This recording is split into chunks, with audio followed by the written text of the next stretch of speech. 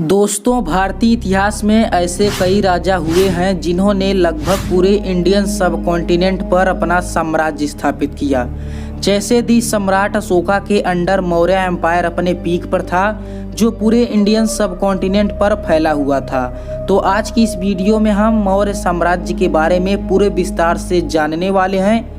Hello दोस्तों, मैं हूं CHP और स्वागत करता हूं आपका कॉस्मिक नॉलेज फॉर यू में। दोस्तों, आज से करीब 2345 साल पहले यानी 322 ईसा पूर्व में चंद्रगुप्त मौर्य ने अपने गुरु चाणक्य की सहायता से नंद वंश पर विजय प्राप्त करके मौर्य साम्राज्य की स्थापना की। दरअसल दोस्तों, मौर्य साम्राज्य की कभी स्थापना ही नहीं होती यदि नंद वंश के अंतिम सम्राट धनानंद ने चाणक्य के पिता मुनि चड़क की हत्या न करवाई होती, जिस प्रतिशोध में चाणक्य ने चंद्रगुप्त मौर्य को अपना योद्धा बनाकर नंद वंश पर आक्रमण करवा दिया और इस युद्ध में चंद्रगुप्त मौर्य विजयी होते हैं। इसी के साथ मौर्य साम्राज्य की स्थापना होती है। जैसा कि दोस्तों आपको याद होगा, इसी समय भारत के उत्तर पश्चिमी भूभाग पर सिकंदर का कब्जा हुआ करता था, जो अब सम्राट चंद्रगुप्त मौर्य के नजर में आ गया था।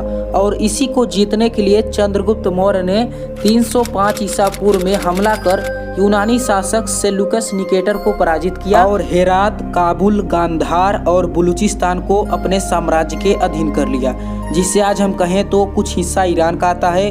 पूरा अफगानिस्तान और पूरा पाकिस्तान अब मौर्य साम्राज्य के अधीन हो गया था। और दोस्तों, इसी समय सेल्यूकस निकेटर ने अपनी पुत्री हेलेना का विवाह चंद्रगुप्त मौर्य से किया।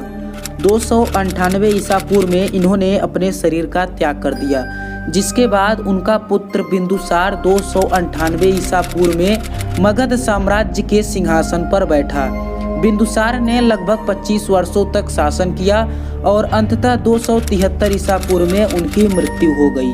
उसके बाद सम्राट अशोक को 273 ईसा पूर्व में मौर्य साम्राज्य की गद्दी प्राप्त होती है, लेकिन आंतरिक स्थिति सुदृढ़ न होने के कारण इनका राज्यारोहण 4 साल बाद यानी 269 ईसा पूर्व में हुआ। दरअसल दोस्तों, अशोक के पिता बिंदुसार के 101 बेटे थे, जिनमें उनका सबसे बड़ा बेटा यानी सुसीम को उनका अगला वारिस बनना था, यानी उनका अगला उत्तराधिकारी बनना था।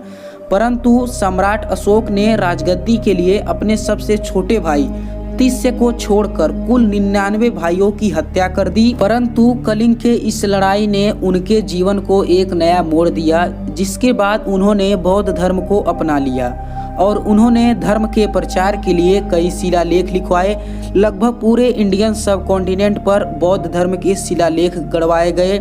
साथ ही विदेशों में भी धर्म प्रचार के लिए उन्होंने धर्म प्रचारक को भेजा, जिसके वजह से आज हमें भारत में ही नहीं बल्कि भारत से बाहर कई देशों में बौद्ध धर्म के अनुयायी देखने को मिलते हैं। दोस्तों, आपको जानकर हैरानी होगी, सम्राट अशोक के शासन काल में मौर्य साम्राज्य का क्षेत्रफल 52 लाख किलोमीटर स्क्वायर था। और दोस्तों, सम्राट अशोक ने पूरे 41 साल भारतीय उपमहाद्वीप पर शासन किया, जिसके बाद अगला उत्तराधिकारी दशरथ मौर्य हुए।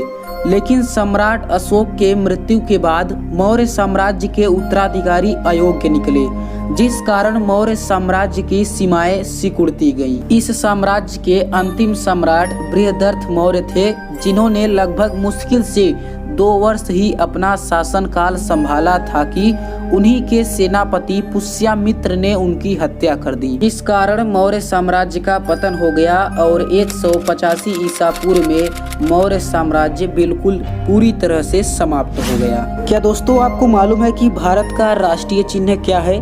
मुझे कमेंट बॉक्स में जरूर बताइए और वीडियो कैसी लगी ये भी बताइए। लाइक करिए और चैनल को सब्सक्राइब करिए। जय हिंद दोस्तों।